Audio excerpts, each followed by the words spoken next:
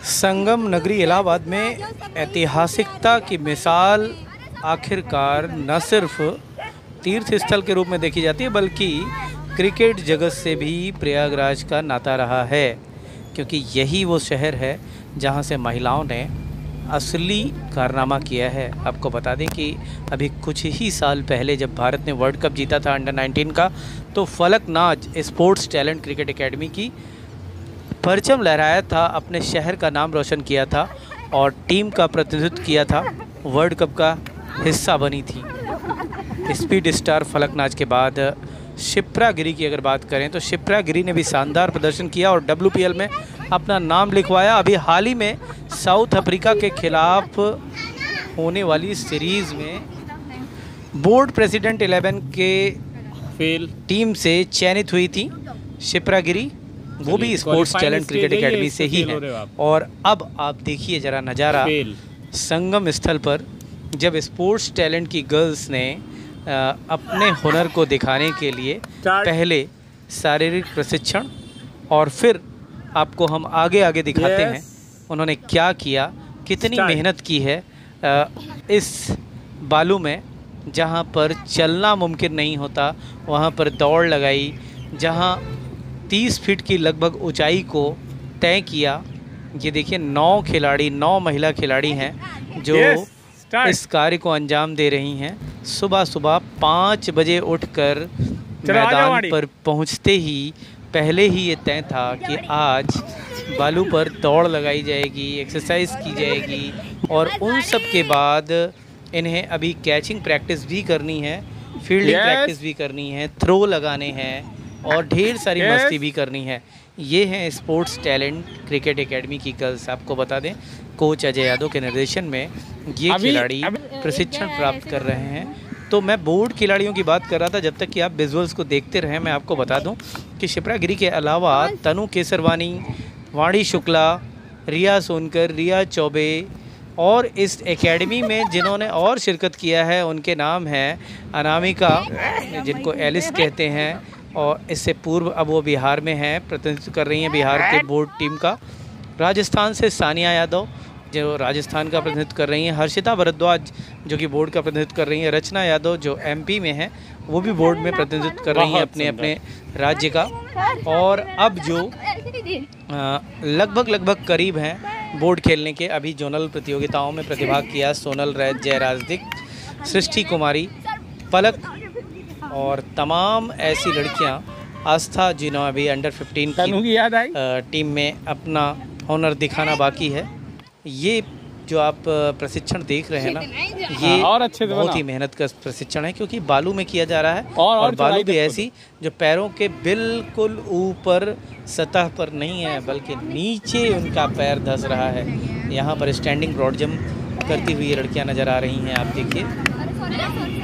और इसके बाद का नज़ारा बिल्कुल अलग होगा, आपको कुछ देर बाद इनकी मस्ती भी दिखाई देगी, लेकिन कितनी शिद्दत के साथ ये लड़कियाँ मेहनत कर रही हैं। इस बीच हम आपको बता दें कि अगर आप क्रिकेट में अपने पैर जमा चुके हैं और कदम रख रहे हैं तो एक बात जरूर याद रखिएगा, नियमित प्रशिक्षण आपके क्रिकेट को ऊंचाइयाँ देता है। ये सवाल ज़रूर आता है कि हम क्रिकेट का करियर शुरू कर रहे हैं, क्या मुझे इसमें सफलता मिलेगी? तो हाँ, आपको बता दें सफलता ज़रूर मिलेगी, लेकिन उसके लिए आपको पेशेंस रखना होगा। उसके लिए अपनी क्रिकेट में तमाम ऐसे पहलुओं का अध्ययन करना होगा जो क्रिकेट को बेहतर बनाने में आपका सहयोग करेगी। तो ये बहुत बड़ी उपलब्धि होती है जब एक खिलाड़ी के मन में जुनून और जज्बा होता है, जब उसे कुछ सीखने की ललक होती है, जब जो अपने घर से निकलता है ना एक बच्चा, तो उसे अपने माँ बाप की उम्मीदों का सहारा बनने में तभी मदद मिलती है जब उसके मन में ये बात आती है कि मुझे कठिन से कठिन कार्य करना है। और जब आपके दिमाग में ये बात आ जाए कि इसी प्रैक्टिस की बदौलत हम सफलता प्राप्त कर सकते हैं, तो क्यों ना हम इसे अपनाएं। जी हाँ, आपकी सफलता, आपकी उत्कृष्टता इसी प्रैक्टिस की बदौलत ही होती है। अगर खिलाड़ी की कमजोरियों पर नज़र डालें ना, तो सबसे पहले जब खिलाड़ी खेलता है तो उस दौरान उसे सबसे बड़ी कमी का सामना करना पड़ता है तब जब वो मैदान पर होता है और उसके पैर हाथ मैदान पर पूरी तरीके से स्वस्थ नहीं होते हैं। आप सोचिए उसका कारण क्या है? फिटनेस का लेवल जब भी कमज़ोर होगा तो जाहिर सी बात है आप अपने वर्कआउट को बेहतर ढंग से नहीं कर पाएंगे, और जब आप अपने वर्कआउट को बेहतर ढंग से नहीं कर पाएंगे तो आपका परफॉर्मेंस कैसे अच्छा हो सकता है? क्या आप उम्मीद कर सकते हैं कि आपका परफॉर्मेंस अच्छा हो सकता है? जी नहीं। तो क्रिकेट के मैदान पर जब भी कदम रखिए, सबसे पहले अपने सारे कंपोनेंट्स को अलग अलग भागों में बांट लीजिए। क्रिकेट के नज़रिए से अगर हम बात करें तो इस विजुअल्स को देखते जाइए आप कितनी हार्ड वर्क के साथ खिलाड़ी अपनी मेहनत को अंजाम दे रहे हैं। तो आपको बता दें कि जैसे ही आप मैदान पे जाते हैं ना, तो सबसे पहले आपके साथ एक मार्गदर्शक होता है, उसको बोलते हैं क्रिकेट प्रशिक्षक यानी कोच आपका। और ये मार्गदर्शन आपको क्रिकेट के मैदान पर बेहतर करने के लिए हर बार प्रेरित करता है, मेंटल रूप से, फिजिकल रूप से। और जब आप अपने आप को तैयार करना शुरू करते हैं ना, तो उसके बीच में ढेर सारी बाधाएं भी आती हैं। निश्चित रूप से इन बाधाओं को आपको झेलना होता है। एक क्रिकेटर के तौर पर जब आप मैदान पर आते हो तो आपके बीच में ये जो बाधाएं हैं ये क्या हैं, इसको भी हम आपको बता दें। दोस्तों, आपको ये बता दें कि ये बाधाएं हैं, एक क्रिकेटर जब मैदान पर पहुंचता है ना, तो उसे अपने दोस्तों के बीच में रहना होता है, और दोस्तों के बीच में रहते समय इस बात को भी ध्यान में रखना होता है कि अपने दोस्तों का सहयोग भी करना होता है। दूसरी बात, यही दोस्त ऐसे होते हैं ना जो एक माहौल पैदा करते हैं। जब एक अच्छा क्रिकेटर आपको बेहतर ढंग से तैयार करने में प्रेरक बनता है ना, तो उसका कारण यही होता है कि वो आपका दोस्त होता है। लेकिन अगर वही दोस्त आपको क्रिकेट खेलने में आपको प्रेरक की भूमिका ना अदा करे, अगर उसके मन में क्रिकेट की जगह पर थोड़े से दूसरे इतर कार्य हों, तो कहीं ना कहीं आपके मन को भटका देता है, और ये परिस्थितियाँ आपको क्रिकेट में आपकी बाधक बन जाती हैं।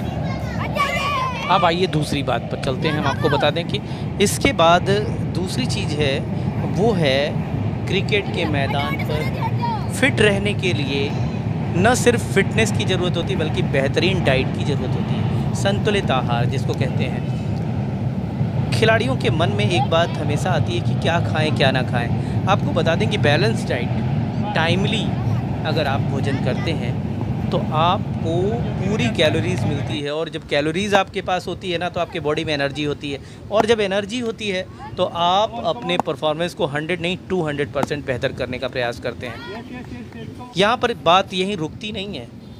फिटनेस हो गया, डाइट हो गई, और डाइट के बाद अब फ़ाइट की बारी आती है। ये फ़ाइट कैसे होती है? ये फ़ाइट आपको बिल्कुल टाइट करती है। वो कैसे होती है? ज़रा अपनी स्किल की तरफ जाइए। और स्किल क्या है आपकी? अगर आप मान लीजिए कि आप एक बतौर बल्लेबाज प्रैक्टिस कर रहे हैं, तो आपको अपनी बल्लेबाजी में अपने सारे शॉट्स को अलग अलग भाग में डिवाइड करना होगा, और सारे शॉट्स को डिवाइड करने के बाद आपको प्रैक्टिस शुरू करनी होगी अपने बेसिक्स के साथ। और बेसिक्स आपको करेक्ट कौन कराएगा? आपका साथी नहीं बल्कि आपका क्रिकेट कोच। अगर आप एक दिन में एक बेसिक्स पर काम करेंगे और उसको बेहतर करने के लिए कम से कम कई ऐसे दिन लगा देंगे जो आपको उसमें परिपक्वता ला देगा, उसकी स्टाइल में एक ऐसा लुक दे देगा जो प्रोफेशनलिज्म की तरफ ले जाएगा, तो आप निश्चित रूप से ये जान लीजिए कि आप सभी शॉट्स में महारत हासिल करेंगे, और लगभग 5 से 6 महीने के भीतर आप बिल्कुल बदले हुए खिलाड़ी के रूप में नजर आएंगे। लेकिन बात यहीं समाप्त नहीं होती। क्रिकेट के करियर में प्रशिक्षण के दौरान जब आप अपने स्किल में as a batter, as a बल्लेबाज जब तैयार करते हैं ना, तो सारे शॉट्स आप सीख लेते हैं, सारे शॉट्स को खेल भी लेते हैं। लेकिन ज़रा सोचिए कैसे खेलते हैं। सबसे पहले आप स्टिल बॉलों को खेलते हैं। मैं आपको इसलिए ये सारी बातें बता रहा हूँ क्योंकि स्टेप बाय स्टेप ही ज़िंदगी का सारा फ़लसफ़ा सच होता है, तय होता है। और इसी फ़लसफ़े को तय करने के लिए, इसी फ़लसफ़े को सच करने के लिए हम आपको बता दें कि हम आपको ये मूल मंत्र दे रहे हैं कि जब आप एक बल्लेबाज के रूप में बल्लेबाजी करें तो उस दौरान आपको करना क्या है? सबसे पहले आपको स्टिल बॉलों को खेलना है। जब स्टिल बॉलों में आपकी टेक्निक बिल्कुल सही हो, यानी आपका बल्ला बिल्कुल आपके बॉडी के करीब से आ रहा हो, आपका एल्बो आपके पैर के साथ, आपके टो के साथ सिंक्रोनाइज हो रहा हो, आपका बॉडी वेट का ट्रांसफ़र बिल्कुल बॉल पर सही ढंग से पड़ रहा हो, आपके हेड के नीचे आपका बॉल प्ले कर रहा हो, तो फिर आप देखेंगे कि स्टिल बॉल खेलते समय आप अपने आप को करेक्ट पोजीशन पर ले जा चुके होंगे। लेकिन इसके बाद बारी आती है आप धीमी बॉलों पर, जब कोई सामने से आपका पार्टनर बॉल को फेंक रहा है उसे खेलें। उसको खेलने के दौरान आपको थोड़ा सा चेंजेस दिखाएगा, क्योंकि अभी तक आपने स्टिल बॉलें खेली थी और अब आप मूविंग बॉलों को खेल रहे हैं। और मूविंग बॉलें जब आप खेल लेते हैं तो उस दौरान आपको बिल्कुल आराम से खेलने का नज़रिया पता चल जाता है, आपकी मैच्योरिटी धीरे धीरे आगे बढ़ने लगती है। फिर अब आपकी बारी आती है पेस के साथ बॉल को खेलने का तरीका सीखना। अलग अलग पेस, अगर आप एक मध्यम गति के तेज गेंदबाज को खेलेंगे तो जाहिर सी बात है 70 से लेकर के 140 तक की स्पीड की बॉलों को आज 150, 160 तक की स्पीड की बॉलों को आज खेलना पड़ता है बल्लेबाजों को इंटरनेशनल लेवल पर। लेकिन आपकी शुरुआत जो हो रही है वहाँ पर आप देखिए दिन प्रतिदिन आपको पेस के साथ परिवर्तन करना होगा। जहां आप 80 की स्पीड से बॉल को खेल रहे थे, वहीं आपको उम्र के साथ धीरे धीरे अपने अंदर परिवर्तन करते हुए, वक्त के साथ आगे बढ़ते हुए आपको 80 से 100, 100 से 120, 120 से 130 और 130 से 140 तक पर, 150 तक पर भी खेलना पड़ेगा। और इसके बाद आप थोड़ा सा बॉलिंग के वेरिएशन को चेंज करिए। जब आप तेज़ गेंदबाजों से स्पिनर्स की ओर आते हैं तो वहाँ पर आपको बाहर जाती गेंदों को, अंदर आती गेंदों को खेलना होगा। और यही नहीं, गेंदबाजों की जो चतुराई होती है ना, जैसे बॉलों की विविधता होती है, उसको भी आपको भापना होगा, उसको भी चेक करना होगा। इसके लिए आपको बॉलर्स के वेरिएशंस को समझना होगा, उसके हाथों की जो कलाबाजी है ना उसको भी समझना होगा, बॉलर्स के माइंडसेट को रीड करना होगा, उसके फिंगर्स, उसके हैंड को समझना होगा। इसी तरह तेज गेंदबाजों पर भी ऐसा ही करना होगा आपको। उनकी स्लोअर बॉलें, उनकी नकल बॉलें, उनकी आउटस्विंग बॉलें, उनकी इनस्विंग बॉलों को आपको एक बार बेहतर ढंग से समझना होगा। इन सब के बीच में अब आपके नर्व्स की बात आती है कि मेंटल स्ट्रेंथ आपकी कितनी मजबूत है, क्या आपकी स्ट्रेंथ अच्छी है, क्या आप अपने आप को बेहतर ढंग से समझ पा रहे हैं, क्या आपको पता है कि आप फ्रंट फुट पर खेलना चाहिए या बैक फुट पर उस बॉल को, जो बॉल आपके सामने से आ रही है, आपके सामने का बॉलर गेंदबाज आपको गेंदबाजी कर रहा है, उसको खेलने के लिए हम फ्रंट फुट पर खेलें या बैक फुट पर खेलें, हम बॉलर की पेस के हिसाब से खेलें या फिर अपने मन के हिसाब से खेलें। इन सब में उत्तर यही है कि मेरी टॉप द बॉल। अगर आप एक बैटर के रूप में खेल रहे हैं और मेरी टॉप द बॉल खेलना अगर आपको आ गया है तो एक आप लंबी इनिंग के खिलाड़ी के रूप में डेवलप करते नज़र आएंगे। अब बात यह है कि इनिंग खेलना भी आपने सीख लिया, बॉलर्स को रीड करना भी सीख लिया, फ्रंट फुट और बैक फुट का इस्तेमाल करना भी सीख लिया, लेकिन सिचुएशन हैंडल करने के लिए क्या करें? सिचुएशन बिल्कुल अलग होती है। वहाँ पर आपका साइकोलॉजिकल एडवांटेज, साइकोलॉजिकल डिसएडवांटेज आपके साथ होता है, क्योंकि आप जब मैच खेल रहे होते हो ना तो सिचुएशन आपके ऊपर इफेक्ट डालती है। आपने अपने आप को पूरी तरीके से कंप्लीट किया, आपको स्क्वायर कट आता है, आपको बैकफुट पंच आता है, आपको पुल शॉट आता है, हुक शॉट आता है, लैप शॉट आता है, आपको स्वीप शॉट आता है, स्लॉग स्वीप आता है, सब कुछ आता है। मेरा कहने का मतलब ये है कि क्रिकेट की हर परिभाषा आपको पूरी तरीके से आती है, लेकिन सिचुएशन को हैंडल करना इन सब के आने के बावजूद भी बड़ा दुरूह कार्य है। कठिन है वो समझना कि सिचुएशन को हम हैंडल कैसे करें, क्योंकि आपके सामने एक पार्टनर होता है आपका। आप जब नॉन स्ट्राइकर को सामने देखते हो और आप सब कुछ अच्छा कर रहे हो, अगर नॉन स्ट्राइकर के साथ आपका कन्फ्यूजन है तो आप रन आउट हो जाते हो।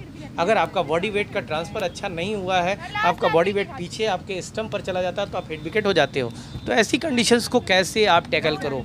मैच में रन बनाने हैं ज़्यादा तेज़ी से और वहाँ पर आपको हिटिंग एबिलिटी अपनी दिखानी है, वहाँ पर पावर का इस्तेमाल करना है, वहाँ पर बॉलर्स आपके साथ आपको वॉच कर रहा है, आपको चेक कर रहा है, आपके माइंडसेट को रीड कर रहा है और बॉलिंग में वेरिएशंस ला रहा है, तो आप उसके साथ क्या करेंगे? कैसे आप प्लेस करें बॉलों को, कैसे आप स्कोर को आगे बढ़ाएं, कैसे रन गति को आगे बढ़ाने के लिए रोटेशन करें और कैसे आप अपने पार्टनर के साथ इनिंग को बिल्डअप करें, ये सब समझने के लिए आपको मैचेस खेलने होते हैं। ये सॉल्यूशन है आपको, ये मैं बता दूं। और मैचेस एक नहीं बल्कि मैचेस का अंबार लगाना होता है। जब आप अपने क्लब लेवल के ढेर सारे मैचेस खेलते हैं ना, तो आपको वो एक्सपीरियंस आपको एक प्रोफेशनल खिलाड़ी के रूप में डेवलप करने की ओर कदम बढ़ा देता है। और आप जब आगे जाते हैं तो वहाँ पर आपको धीरे धीरे सारी सिचुएशन हैंडल करना आ जाता है। और जब ये सारी सिचुएशन हैंडल करना आप सीख लेते हैं ना, तो एक क्रिकेटर के रूप में ही नहीं बल्कि एक अच्छे लीडर के रूप में भी आप अपने आप को डेवलप कर लेते हैं। ये क्रिकेट का बहुत ही बड़ा सच है जिसको हर खिलाड़ी को अपने साथ लेना होता है। आपने देखा होगा ढेर सारे खिलाड़ियों के बीच में एक कप्तान टीम को लीड कर रहा होता है, एक उसका उप कप्तान होता है। जब वो कप्तान नहीं होता तो उस दौरान उप कप्तान टीम को लीड कर रहा होता है। और ये कौन होता है? जो सबसे सर्वश्रेष्ठ होता है, खेल के रूप में ही नहीं बल्कि दिमाग के रूप में। आपने देखा होगा कि भारतीय टीम में अगर महेंद्र सिंह धोनी का नाम लिया जाए तो सबसे चतुर कप्तानों में से एक थे। सौरव गांगुली का नाम लिया जाए तो सबसे महान कप्तानों में से एक थे। अजरुद्दीन का नाम लिया जाए तो उन्होंने शानदार अपना कल्चर दिखाया, अपना करियर उन्होंने बेहतरीन ढंग से दिखाया है। और उसके बाद अगर आप सचिन तेंदुलकर का नाम लें तो उन्होंने भी कप्तान के रूप में बहुत ही बेहतरीन भूमिका अदा की है। राहुल द्रविड़ ने कप्तान के रूप में अपने आप को बेहतरीन रूप से दिखाया है। अनिल कुंबले ने भी दिखाया है। इसी तरीके से अभी आप रिसेंटली बात करें तो विराट कोहली के बाद रोहित शर्मा ने, जो भारत को अभी T20 क्रिकेट में आसमान की ऊंचाइयों तक ले जाने में सफल हुए हैं और भारतीय टीम को विश्व कप दिलाया है। उनकी भी बात कर लें अगर हम, तो कितने महान खिलाड़ी थे, अगुवाई कर रहे थे अपनी टीम की और बेहतरीन ढंग से अपनी टीम को जिताया। तो ऐसे में ये सारा कुछ आपको क्रिकेट के नज़रिए से बेहतर लगता नज़र आएगा तब जब आप क्रिकेट के मैदान पर ढेर सारे मैचेस खेल रहे होंगे। हर मैच में अलग अलग सिचुएशन को आप टैकल कर रहे होंगे। हर मैच में अलग अलग खिलाड़ियों की भूमिकाएँ होती हैं। हर मैच में अलग अलग पिचों का मिजाज होता है। हर मैदान पर अलग अलग तरीके की सिचुएशंस होती हैं। उन सिचुएशंस में आपका खेलना बतौर बल्लेबाज, बतौर कप्तान एक अलग तरीके का अनुभव लेके आता है। इसलिए दोस्तों मैं आपको बता दूं कि अगर आप मैच नहीं खेल रहे हैं तो जल्दी से अपने आप को चेंज करिए, अपने माइंड सेटअप को चेंज करिए और ढेर सारे मैचेस खेलना पसंद कीजिए, क्योंकि मैचेस आपको वो परफॉर्मेंस देंगे जो शायद प्रैक्टिस से नहीं मिलती है। लेकिन मैं ये बिल्कुल नहीं कहूँगा कि आप प्रैक्टिस न करें। प्रैक्टिस अगर आप विफल हो रहे हैं तो निराश मत होइए। जितना विफल होंगे उतनी ही ज़्यादा प्रैक्टिस कीजिए और जितना आप को प्रैक्टिस करेंगे, बॉल पकड़ना है और वहाँ पर एक स्टंप लगा हुआ है, स्टंप सफलता की ओर आगे बढ़ेंगे। और उस पे आपको थ्रो मारना है, ठीक है। मैं आपको ये 3 राउंड का सारी बातों को बताना चाह रहा था। पहले राउंड में जाना है, और अपनी एक अभी मैंने बल्लेबाज के बारे में उसके बाद अगले राउंड गेंदबाज के लिए मैं आपको बता दूं, गेंदबाजी एक ऐसा पार्ट है जो बल्लेबाजों के लिए एक चैलेंज बन के आता है। अगर आप लिमिटेड ओवर की क्रिकेट खेल रहे हैं ना, तो वहाँ पर आपको गेंदबाजी ही नहीं करनी है बल्कि बेहतरीन इकोनॉमी के साथ गेंदबाजी करनी है, विकेट लेना है, आपको बल्लेबाज को पस्त करना है। इन सब के लिए ज़रूरत होती है सबसे पहले आपके पास क्वालिटी होनी चाहिए अपनी बॉलिंग के वेरिएशंस की, और क्वालिटी होनी चाहिए खिलाड़ी फेल होता हुआ रीडिंग एबिलिटी की, यानी बल्लेबाज किस तरीके से खेल रहा है, क्या उसका वीकनेस है, क्या उसकी स्ट्रेंथ है। और इसके बाद आपके पास सेना होती है पूरी की पूरी 11, यानी आपके पास 10 खिलाड़ी ऐसे होते हैं आपको लेकर के 11 खिलाड़ी, पूरा का पूरा एक प्लेटफॉर्म सजा हुआ होता है क्रिकेट के मैदान पर, जहां आप उनकी सहायता लेकर के उस बल्लेबाज को परास्त करने की ओर आगे बढ़ते हैं। तो ये कैसे हो सकता है? पूरा चक्रव्यूह रचना पड़ता है। इसके लिए आपको बल्लेबाज को बार बार गेंद फेंक करके रीड करना होता है, और इसी रीडिंग के दौरान अगर आप बल्लेबाज की कमी को भांप लेते हैं ना, तो वहाँ पर 10 खिलाड़ियों के साथ जो चक्रव्यूह रचते हैं, जो पोजीशन लगाते हैं आप फील्डिंग की, वहाँ पर भी विकेट मिलने के चांसेस बनते हैं।